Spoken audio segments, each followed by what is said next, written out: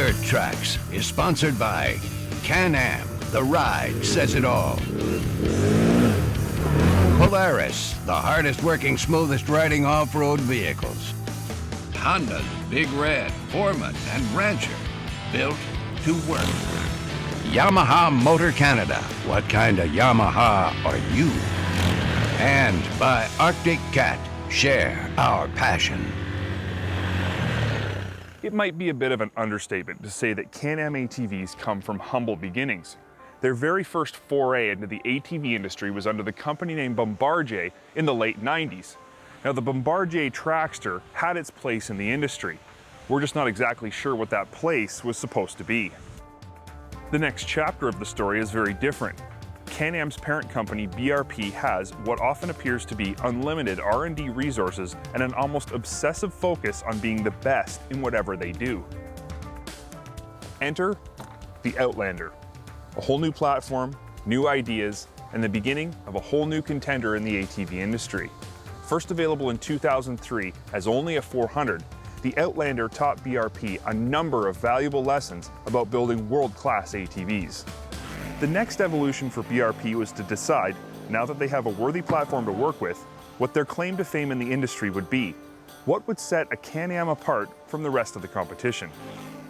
One word answers this question: power. What is Can-Am best known for? Having more power and more torque than anyone else in nearly every class of ATV and side-by-side. This started a seemingly never-ending slew of new models and motors year after year, each one with its crosshairs planted on whatever vehicle dominated that particular class. So let's do a quick rundown of some of Can-Am's most impressive power plants and platforms, the ones that made us go, whoa, and literally itch to get out riding. And let's start with the Outlander 650. Based on its larger siblings, the 650 was, in its day, built to give Polaris' 700 Sportsman a run for its money, and it did, in a big way. In fact, Can-Am 650 not only gave everyone else's 650 and 700s a run for their money, but when the competition went bigger, the 650 Outlander was still competitive. Next up is the enviable Outlander 800. When the 800 was first introduced, it taught us all a lesson in torque. Available first in only Outlander and Outlander Max trim, it quickly found its way into the Renegade and then finally ended up in the Commander side-by-side. Can-Am's 800 will give every other manufacturer's largest displacement ATV motors a lesson in humility when the throttle is squeezed. This includes Arctic Cat's 1000 and, in some circumstances, Polaris' 850. As if the 800's dominance in the big bore class wasn't enough, Can-Am wanted to solidify their reputation as having the most powerful ATVs and side-by-sides in every class they sell into. Which brings us to the wildly overpowered and perfectly excessive 1000. Can-Am wasn't the first with a 1000 power plant. Arctic Cat beat them to it by a very small margin. But what set BRP's version apart from the Cat was horsepower. Sitting at right around 80 ponies, this was the most powerful motor ever shoehorned into an ATV. To say this was a milestone in the industry would be a huge understatement. This move prompted the industry's largest player, Polaris, to head back to the drawing board and squeeze more horsepower out of their 850 HO. We also have a feeling it was the 1000 Rotax that inspired Polaris to up the ante with their 900 ProStar and its 88 horsepower.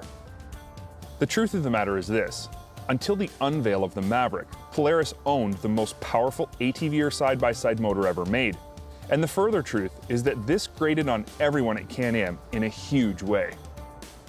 All of this history and explanation is simply meant to illustrate the reasons behind and the importance of the Maverick's 1000R power plant. You see, Can-Am promised us that they would be the most powerful in every class.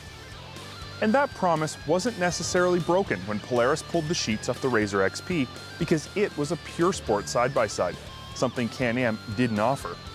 But with that product, Polaris gave us a free look into Can-Am's future. We were promised a pure sport side-by-side from Can-Am. We knew it was coming. We knew it would be the most powerful. We just didn't know when. Putting 2 and 2 together added up to a vehicle that would have to compete with the class-leading Razor XP, but have more than the XP's 88 horsepower. Would it have 90? 95? Surely it couldn't have 100 horsepower. Could it? At the unveil of the Maverick, Can-Am exceeded all of our expectations. The 101 horsepower Maverick and Maverick Max are the most powerful pure sport and 4-seater pure sport side-by-sides in the world. It is going to take some serious rethinking of current product lines for anyone else to even come close. If you spend enough time fully immersing yourself in the culture of our sport, it can be easy to get caught up in all the technology and hype that's floating around in the media. Yes, this sport is about cool advancements in product that make the riding experience better. And yes, it is also about being excited about your shiny new ATV glistening away in your garage. But the truth of the matter is this: ATVing is more about who you're riding with than it is about what you're riding. Earlier this season, I ran into a group of guys who call themselves the Wheeler Nation crew. In my opinion, these are guys who truly capture the essence of what ATVing is all about. They understand that ATVing is as much about the people as it is about the riding. We all met through ATVing. There's a core group of us, probably about 6, that started ATVing years ago. We all had a passion for ATVing and off-road motorsports, and through work, word of mouth, emails, text messages, we all ended up finding each other, a common bond in regards to riding, and it just blew up. Well, it started maybe 4 or 5 guys. As time went on, large amounts of people would go out, friends, family, and eventually we formed the Wheeler Nation crew. It's a group of ATVers enthusiasts that like to get out all the time and ride as much as we can. Well, we first started going out to lodges and places that were accommodating to ATVers. But as our group grew from 5, 6 guys to 20, 25 guys, there'd be times where they just couldn't accommodate us all. Our president of the Wheeler Nation crew, Luke Hoekstra, has purchased a property. It's a 3-acre property up close to this area, and we all use that as our headquarters. We offload there, we go there, we rally there. Aside from that, a bunch of us, we're hunters, so we've got different camps that we can go up to, explore different areas. Even in the winter, a bunch of us will use our machines for ice fishing, so we've constantly got a place that we're going to be able to go, whether it be summer or winter. If you're out there riding on your own, it's very one-dimensional. It's just you out there, nothing else going on, just you in the trail, you in the woods. You put a group of good guys together, whether you have a common bond of employment or a sport, maybe a hockey team, hockey league that does it, it just opens your eyes. You get to experience new areas where maybe you meet up with 1 or 2 guys that have different trails that you can go on that they've been on before. It just completely opens up the experience too. You're going to experience so much more and have so much more fun. ATVing has brought a lot of us together as friends. Originally there was not a lot of us that even knew each other. We formed new groups of friends. Like I said, family and stuff likes to join, and it's brought us together. Everyone has a different level of riding skill. The sport caters to that skill level, and it's just a great thing for friends. You'll find that as your group grows, so does your enjoyment level. You get more people out, and at a small campfire with 6 or 8 friends, you get to know people. You get to make friends, and most of the time, we make lifelong friends. I think, with the side-by-sides and the ATVs, the sport's evolving. More people can get out. Bar none, I'm in a lot of other motorsports, and the improvement in ATVs is just as much or better than all the other motorsports I'm involved in. So it's always an exciting thing to see on the trail the different types of technology in that. Someone who wasn't able to ride an ATV because it was too rough or whatever wouldn't go ATVing. Now with technology and allowing for different comfort zones, it allows more people essentially be able to form more groups to ride together. The best part of ATVing is the camaraderie, the brotherhood of getting out there, working through certain situations together. You start out not knowing them all that great, and then a couple of years riding with ATVing with them, you know them real well. You build up a network of friends. They all help each other out, And it's like in life, it's not what you're doing, it's who you do it with. And the guys I ride with, it makes it more enjoyable than I could ever take for granted. On top of being ATVers, these guys are also dedicated fans of Dirt Trax TV, and I have to admit, spending time with these guys was really a breath of fresh air for me. After a long season of taping Dirt Trax TV, it can be easy to get caught up in the business side of the sport, but sitting down and getting to know these guys really brought me back to what this sport is all about. I've watched Dirt Trax for a number of years, and I thought it was just really good for somebody that's always been interested in ATVing, watching the show, being able to see you guys go on different trains, different environments, always having different machines out so you can compare and see the pros and cons of going into different areas using different machines. Riding with the Dirt Trax crew today was definitely, it was a little bit what I expected. But I can certainly got a whole new appreciation for what the Dirt Trax guys do as far as shooting the show. You don't realize how much work goes into that production. It's not just riding, you know, it's a lot of stop, go, different camera angles. I was very surprised to see how much actual work is put into grabbing maybe 5 minutes of footage, you know, having to do the ride over and over again. And I think I'm appreciating the quality. And you know, what I see in 5 minutes of TV takes such a long time to do. One of the best aspects of our sport is how it brings people together, whether it be a group of friends from your local community, coworkers like the guys from Wheeler Nation, or folks that you've met on popular ATV forums. Getting together to enjoy ATVing not only enriches your own riding experience, but it also strengthens the sport and fosters its growth. So get out there. Join a riding group, or better yet, start your own riding group. It truly is the best way to experience the sport of ATVing. Despite a pretty serious downturn in sales over the past few seasons, not every company has given up on the pure sport segment. And this is a good thing, because we really love pure sport ATVs, and one of the most loved of all time is definitely Honda's 450R. What's great about Honda's decision to continue developing and selling the TRX 450R is that even when everyone was selling race bikes, the Honda was still one of the most desirable and sought after units on the market, and for very good reason. To understand what makes the minds at Honda tick, you have to understand a little bit about their history.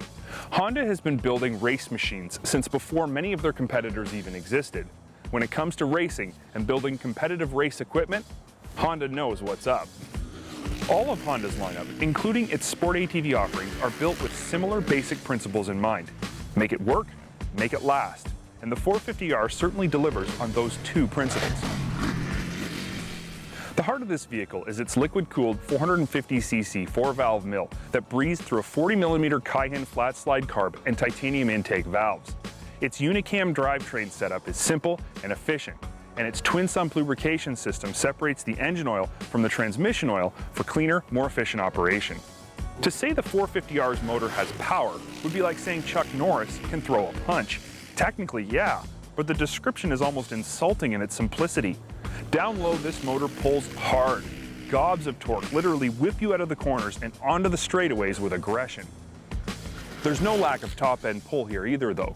The power curve on this bike extends way up into the higher RPM ranges, so you can hold the gear longer down a straightaway without having to shift.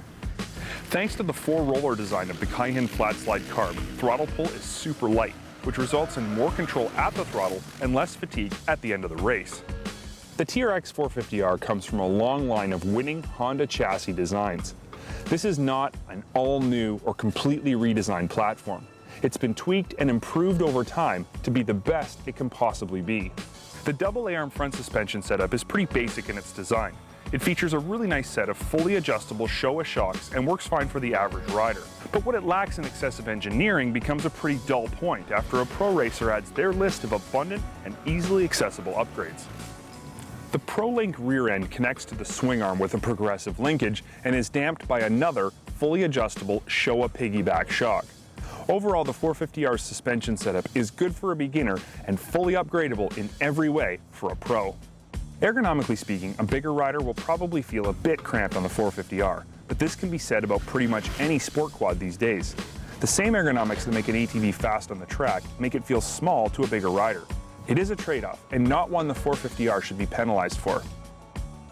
While this vehicle has been built primarily as a race bike, many people who buy it will be riding it on trails and in the dunes. So Honda has been sure to outfit it with features that suit both types of riders. Electric start and a decent set of Dunlop knobby tires are something both trail riders and racers will appreciate. Certainly a trail rider or someone riding in the desert wouldn't want to ride without them, so Honda has made sure to include both on even the 450R. On a track, the TRX 450R is composed.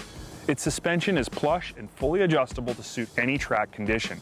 Power output is smooth and controllable, and it handles flat and very predictable.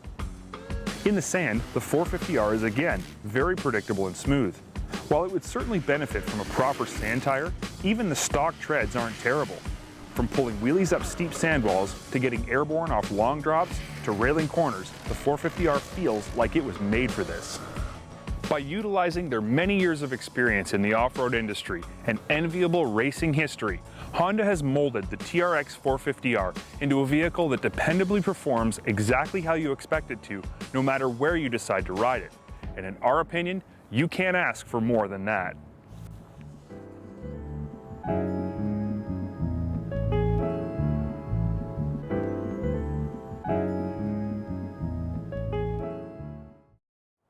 If you've been following our Ranger recovery build series, you're up to speed on just how far along we've come from a stock 800 EPS equipped Ranger. And if you haven't tuned in, we're going to give you a little bit of a recap. After our first build episode that included a lift kit and wheels and tires, we moved on to last week's episode where we made some serious headway by swapping out the stock front bumper for an Ultra Trick Warn pre-runner style bumper with integrated winch mount.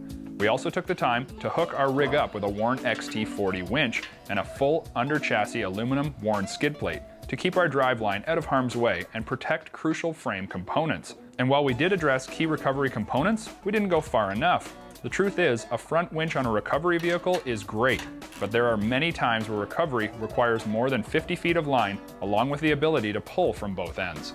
Keeping the functionality of the Ranger's tilting cargo box is important, so pulling from the rear is going to take a little creativity. I can't use the cargo box itself, it's just not strong enough. My other option is to weld something directly to the frame, or as Warren's informed me, they have this really cool hitch-mountable 2-inch receiver plate that you put the winch directly on. Using a quick connect electrical coupler, we can mount the winch directly to the receiver plate. The trailer hitch is a strong point on the frame and will handle this job no problem, allowing us to pull in both directions without the worry of an attachment point failure. Just like on the front of the Ranger, we knew the right winch would have to be used to handle the jobs we're asking it to do and stand up to all the abuse of being out back and submerged in some gnarly situations. While we discussed using another XT40, we thought that might be overkill. I mean, 2 XT40s on one Ranger? After a quick review of the incredible specs the XT40 offers and the fully sealed design, we knew this was our best bet, along with the slick wireless controller that will absolutely come in handy when the 2-inch receiver mounted winch is buried in the mud. We also knew that with the patented disc brake featured on the XT40, it would deliver consistent winching control in very tricky situations. And when dealing with a big rig like the Ranger, we wanted to make sure we have a strong winching system to ensure safety at all times the winches are in use, and Warren's patented design delivers just that.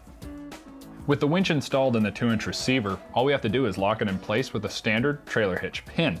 We know where our electrical needs to run to, and we can go ahead and finish up the install.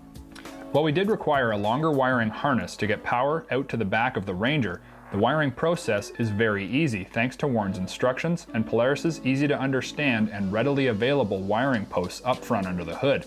Routing the wires along the chassis takes some time and a few tie straps, but the process is clean and easy to accomplish, ending with the quick connect coupler for the winch at the rear of the chassis next to the trailer hitch receiver, and the toggle switch routed through the dash similar to the front winch toggle.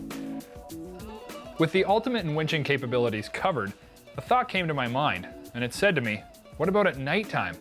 And then a light came on. But it wasn't a big enough light. But we have the technology. Hey, guess what? Warren makes some kick-arse lights too, and I ordered enough to light our Ranger up like a Christmas tree, while only drawing minimal wattage. Using 2 ultra-sweet aluminum light bars to mount the 12 lights, yeah, 12 of them, we can be sure we will have enough light at any time to get the job done. And if you've ever been stuck at night, you know there can never be enough light. However, almost always they are buried in the mud and you're begging to see what's going on. We opted to use two different styles of lighting for this build, the smaller fog light and the larger HID driving light. Because we're using two different styles, we can project this light both far away and up close. And thanks to an adjustable mount on all of the lights, we can put it exactly where we need it.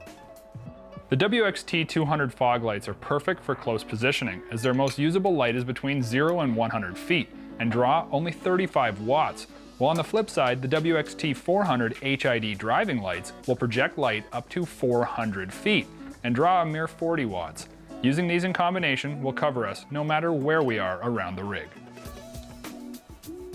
During today's trail tech, I didn't just install a superior combination of winches and lights, I bolted on the confidence required to head out anywhere and know that no matter what time of day or night, getting out will not be a problem. Can't get enough of Dirt Trax television? Log on to DirtTraxTV.com to watch all your favorite episodes and visit our Facebook page to share your thoughts with other fans of Dirt Trax. Dirt Trax Television has been sponsored by Yamaha. Nobody's more in tune with motorsports than Yamaha. Polaris, the hardest working, smoothest riding off-road vehicles. Camoplast high-performance Trax. Go where wheels simply can't. Can-Am, the ride says it all. And by Honda's Big Red, Foreman, and Rancher, built to work.